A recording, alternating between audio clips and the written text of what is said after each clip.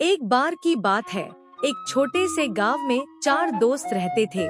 रामू, श्यामू, पंकज और चंदू। ये चारों बचपन से ही अच्छे दोस्त थे, लेकिन उनमें से एक, चंदू, हमेशा से चुगलखोर था। चंदू की आदत थी कि वह हर बात को बढ़ा चढ़ा कर बताता था और गांव के लोगों के बीच अफवाहें फैलाने में माहिर था। एक दिन गांव में एक नया आदमी आया। उसका नाम था मोहन।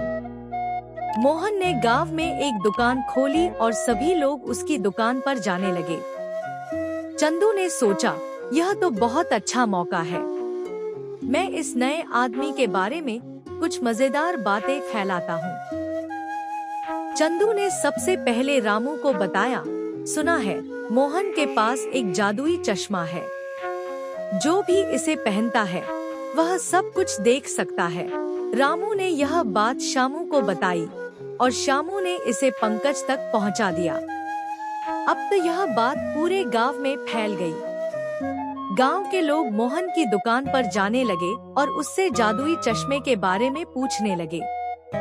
मोहन ने हंसते हुए कहा, मेरे पास ऐसा कोई चश्मा नहीं है। मैं बस एक साधारण दुकानदार हूँ। लेकिन गांव के लोग चंदू की बातों पर विश्वास कर चुके थे।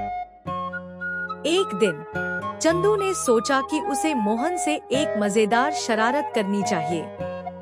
उसने गांव के सभी लोगों को बुलाया और कहा, आज हम सब मिलकर मोहन के जादुई चश्मे का परीक्षण करेंगे। सभी लोग उत्सुकता से मोहन की दुकान पर पहुँचे। जब मोहन ने देखा कि लोग उसके चश्मे के बारे में पूछ रहे हैं, तो उसने एक योजना बनाई। उसने एक पुराना चश्मा निकाला और कहा, यहाँ है, यह मेरा जादुई चश्मा है।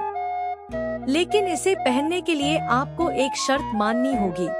सभी ने उत्सुकता से पूछा, क्या शर्त है?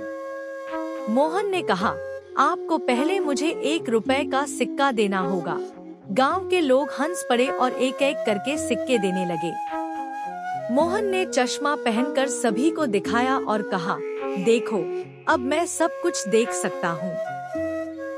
गांव के लोग हंसते हुए बोले, अरे, यह तो कोई जादुई चश्मा नहीं है, यह तो साधारण चश्मा है। चंदू की चुगलखोरी का पर्दाफाश हो गया।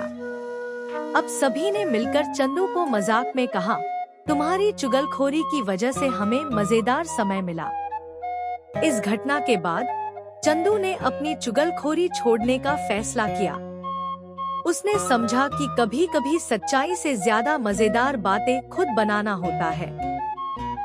और इस तरह गांव में सबने मिलकर हंसी मजाक किया और चंदू ने अपनी चुगलखोरी को अलविदा कह दिया। गांव में एक नई दोस्ती की शुरुआत हुई, जहां सबने एक दूसरे की बातों पर विश्वास करना सीखा और चंदू ने अपनी चुगलखोरी को एक नई कहानी में बदल दिया।